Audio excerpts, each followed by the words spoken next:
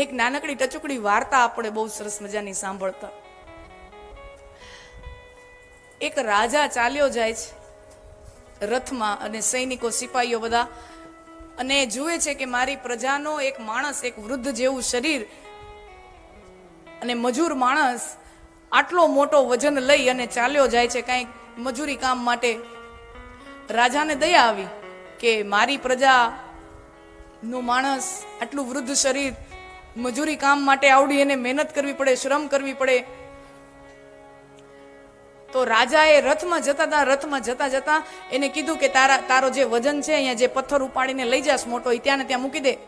ખાલી એટલો આદેશ આપ્યો, પથ્થર મૂકી દે. શું કામ? કારણ કે રાજાને કરુણા આવી કે પથ્થર મૂકી દે. હવે એટલું કહીને રાજા તો ચાલતો થયો, અને જે પણ પોતાના સિપાહીઓને કીધું કે આને જે પણ કંઈક સોના મોરો બોના મોરો આપવી હોય એ આપો, ને પછી એ કહીને તો રાજા ચાલતો થયો. પણ આસપાસના લોકોએ જોયું કે રાજાએ એને પાણો અહીંયા જે લઈને જતો હતો, પથ્થર ખભા ઉપર ઉચકીને જતો હતો, એ અહીંયા નાખવાનું કીધું. એ વર્ષો પથ્થર ત્યાં ને ત્યાં પડ્યો રહ્યો. લોકો પોતાના ગાડા, પોતાના રથ, પોતાના વાહનો આમ સાઈડમાંથી તારવીને હાલે. લોકો અસુવિધા ભોગવે, પણ કોઈ પથ્થર ઉંચકીને આમ નથી નાખતું. લોકો અસુવિધા વેઠે છે, પણ પથ્થર ઉંચકીને સાઈડમાં નથી કરતો. શું કામ? રાજાનો હુકમ છે. બધાને એમ કે રાજાએ હુકમ કર્યો કે પથ્થર અહીંયા જ રહેવો જોઈએ. લોકો કહેવા શું માંગતા હોય અને લોકો પકડી શું લેતા હોય, આ વચ્ચે કેટલો તફાવત હોતો હોય છે. આપણા શાસ્ત્રકારો કહેવા આપણને શું માંગતા હોય, અને ક્યારેક હું ને તમે પકડી શું લેતા હોય છે. ક્યારેક હું ને તમે પકડી શું લેતા હોય છે. પછી વર્ષો પછી ગામના અમુક સમજદાર માણસો રાજ દરબારમાં ગયા અને પ્રસ્તાવ મૂક્યો કે રાજાજી, તમે કીધું છે કે પથ્થર ત્યાં રહેવો જોઈએ, પણ બધાને બહુ અસુવિધા થાય છે.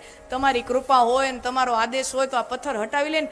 રાજાને ત્યારે બહુ દુઃખ થયું. અરે, આ મારી રૈયત, આ મારી પ્રજા, આટલી વિચાર શૂન્ય પ્રજા, કે મેં તો આ પથ્થર એટલે અહીંયા રાખવાનો કીધો તો કે ઓલો મજૂર નિર્ભાર થઈ જાય. મને એના ઉપર દયા આવી હતી, કરુણા આવી હતી. એ વજન મારાથી જોવાતું નહોતું એટલે મેં કીધું તું, અને લોકોએ આ પકડ્યું. આટલી વિચાર શૂન્ય પ્રજા છે મારી. આના કરતા કોક પથ્થર પોતાની મેળે આમ સાઈડમાં કર્યો તો રાજા રાજી થાત. એમ આપણા શાસ્ત્રકારો પણ મને ને તમને જે કાયદાઓ, નીતિ, નિયમો આપીને ગયા છીએ, એમાંથી આપણે આપણા વિવેકપૂર્ણ અમુક વસ્તુઓ તારવતા જઈએ તો એ શાસ્ત્રના રચયિતાઓને આનંદ થાય કે આ પ્રજા મારી વિચારવાન પ્રજા છે. આ પ્રજા વિચાર શૂન્ય નથી, આ પ્રજા વિચારવાન પ્રજા છે. તો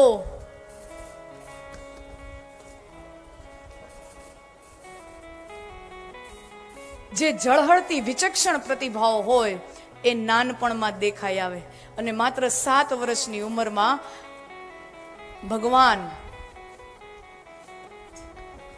આખા ગામને ભેગું કરી અને કહે છે કે નંદ બાબા, આપણા ગામના મુખિયા નંદ બાબા, અને વહાલા ગોપી ગોપીઓ અને સૌ ગોકુળવાસીઓ, એક વસ્તુ આપણે બરાબર સમજવી જોઈએ. આ જો કૃષ્ણ ભગવાનનું પહેલું જાહેર ભાષણ છે.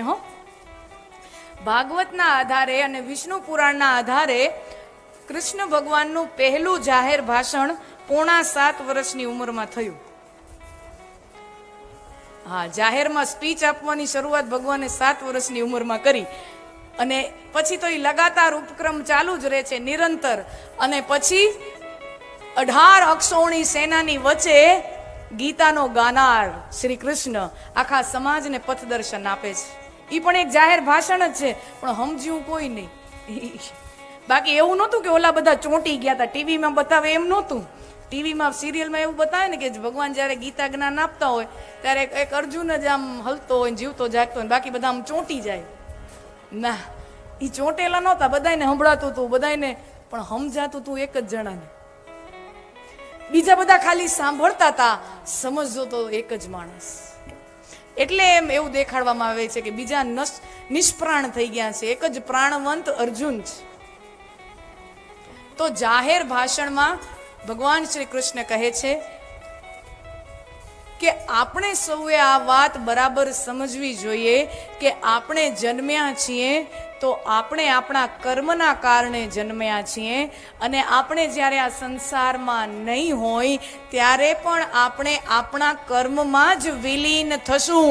સુખમ દુઃખમ ભયમ ક્ષેમમ, અને જીવન અને મૃત્યુ વચ્ચે જે પણ કાંઈ ઘટનાઓ બને છે, સુખ દુઃખ ભય ક્ષેમ એટલે કલ્યાણ, સુખ દુઃખ ભય અને કલ્યાણ જે પણ કાંઈ થાય છે એ માત્ર ને માત્ર આપણા કર્મના આધારે થાય છે.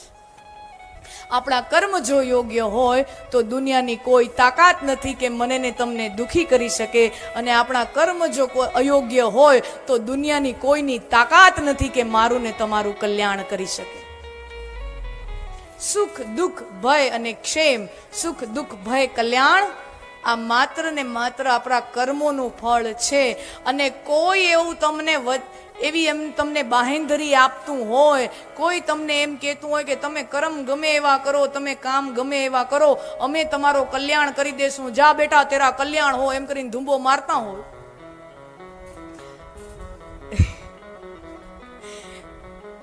હમણાં ઓલા ચેનલમાં આવતું, નામ તો હવે નથી, પણ ધૂંબો મારે, દરબાર જામે ધૂંબો મારે, ત્યાં હું પગે પડવાનું. ભક્તો બધા આવી જ રીતે હજારોની સંખ્યામાં હોય, હજારોની સંખ્યામાં હોય, અને શું નિયમ શું એ દરબારનો, ત્યાં જઈને પગે લાગવાનું, અને જે હોય આમ ધૂંબો મારે, જા બેટા વૈકુંઠ તેરા. પણ છે ને કવરમાં 51,000 નાખતા જવાના, કવરમાં 51,000 નું કવર આમ ભીડી અને અહીંયા પગમાં મૂકવાનું, પછી પગે લાગવાનું, એટલે ઓલો ધૂંબો મારે, જા બેટા વૈકુંઠ તેરા. પછી જેવું કવર એવું જગ્યા મળે. એ હા બે લોકેશન પ્રમાણે ભાવ હોય ને જમીનના, લોકેશન પ્રમાણે જમીનના ભાવ હોય ને. હાઈવે ટચ હોય તો એવા હોય, અંદરના ગામનું હોય તો એવું હોય. તો કવરમાં જેવું કવર જેટલું જાડું હોય એટલું એને ખબર પડી જાય કે આને આપણે શું દેવાનું છે. તો એક પત્રકાર મિત્ર બહુ સમજુ, બહુ જ્ઞાની, એમ કીધું ભાઈ આની હવે પોલ ખોલવી જોઈએ, જે જાય એને જા બેટા વૈકુંઠ તેરા, વૈકુંઠ તેરા. એટલે ગયા પગે લાગ્યા, કવર બવર મૂક્યું નહીં, ને ઓલા આશીર્વાદ આપતા અપાઈ ગયા વૈકુંઠ તેરા. અને પછી જોયું કે કવર તો મૂક્યું નથી, પછી તો હાલતો થઈ ગયું.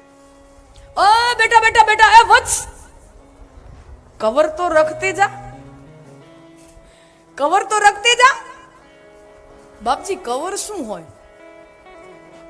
અરે હમણાં તને આખે આખું વૈકુંઠ દઈ દીધું, ઇધર 50,000 મૂકતા જા. બાવા, એ બાબાનું છે ને હિન્દી, બાવા હિન્દી હતું. 50,000 મૂકતો જા.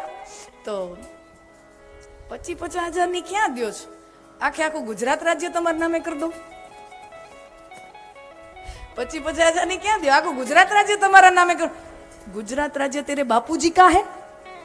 તો ઓલો કે વૈકુંઠ ભી.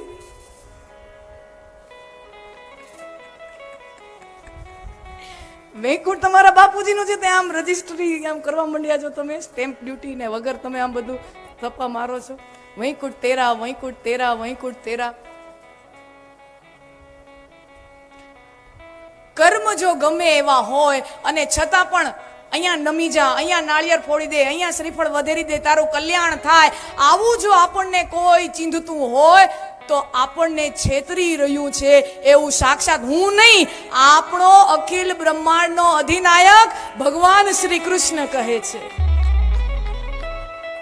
હા, સમાજને બહુ મોટી દોરવણી આપે છે કે કર્મ આપણે ગમે એવા અંધશ્રદ્ધા, અને કૃષ્ણ ભગવાને જન્મ લીધો ને ત્યારથી સુધારાનું જ કામ કર્યું છે. અત્યારે બધા આપણે સ્વચ્છતા અભિયાન કરીએ ને અલગ અલગ અભિયાનો કરીએ, બેટી બચાવો અભિયાન કરીએ, સ્વચ્છતા અભિયાન કરીએ ને જે પ્રકારે જ્યાં જ્યાં સમાજમાં જરૂર હોય એવા આપણે મિશનો ચલાવીએ, પ્રોજેક્ટ ચલાવીએ, પર્યાવરણ સુધારા. જે કાલિંદીમાં કાળિયો નાગ જે નાથ્યો છે એ આખું પ્રકરણ જમુનાજીમાં જે વિશુદ્ધિ થઈ ગઈ છે, વિશુદ્ધિકરણની આખી પ્રક્રિયા છે. યમુનાજી જે અશુદ્ધ થઈ ગયા છે, જે મલિન થઈ ગયા છે, જેની અંદર અસ્વચ્છતા આવી ગઈ છે, એ ગંગાજીને સફાઈકરણનું આખું અભિયાન છે કાલિયા નાગ દ્વારા. આપણે અત્યારે પ્રોજેક્ટ ચાલે છે ને, ગવર્મેન્ટ અત્યારે કરે છે ગંગાજીની સફાઈ, યમુનાજીની સફાઈ. તો તો આ કાલિયા નાગ, આ બધી કથાઓ છે ને પ્રતીક રૂપે કહેવાય છે. કોઈ ચમત્કારની ઘટનાઓ નથી. એક પણ જગ્યાએ રામાયણની અંદર કે ભાગવતની અંદર ક્યાંય કોઈ ચમત્કારની કથાઓ છે જ નહીં. કોઈ ચમત્કારની કથા નથી. આપણને એમ થાય કે કાળિયો નાગ નાચ્યો તો ભાઈ નાગ ઉપર કોઈ નાચી શકે? નાગ ઉપર કોઈ નાચી શકે? આ તો ચમત્કાર જ કહેવાય ને. આ પ્રતીકો છે, બહુ સિમ્બોલની અંદર પ્રતિકાત્મક રીતે આ બધી વાતો કહેવામાં આવી છે. અને આમે તમે જોજો, જંગલ વિસ્તારો હોય, આદિવાસી વિસ્તારો હોય, તો એની અંદર તો આ સાપ સપેરાઓ બધા નીકળતા હોય. તો એ જે જંગલમાં રહેવા વાળા લોકો હોય, એ સમયની વાત કરીએ આપણે, તો એ સાપ પકડવા હોય તો સાપને પકડવા શું કરવું પડે? કે કોઈ સાધન સામગ્રી ન હોય તો સાપ આમ ચાલ્યો જતો હોય તો એનું મોઢું ચાલ્યું જતું તો આપણે આમ કરીને સીધો એના ઉપર પગ મૂકે, વળી પગની નીચેથી સાપ છટકી જાય, વળી આમ દોડવા જાય તો વળી હળી કાઢીને છોકરાઓ એના ઉપર વળી બીજો પગ મૂકે, આમથી આમ, આમથી આમ, આમથી આમ થાય, એના ઉપર પગ મૂકતા જાય. ના તો પકડવા માટે, મદારીના છોકરાઓ પકડવા માટે આમથી આમ એવું એને ઉપર પગ મૂકતા જાય. એમ થાય કે જાણે એ છોકરો નાચતો હોય, નૃત્ય કરતો હોય એવું આભાસ થાય. કાળિયા નાગને નાચ્યો છે. બધી પ્રતિકાત્મક કથાઓ છે. કાલે આપણે અહિલ્યાની વાત કરી રામકથાની અંદર કે શીલા છે એ નારી બની ગઈ. આ બધી પ્રતિકાત્મક કથાઓ છે. કોઈ છડી ભગવાને ફેરવી હોય ને પથ્થરમાંથી સ્ત્રી થઈ ગઈ હોય ને એવી કોઈ કથાઓ નથી.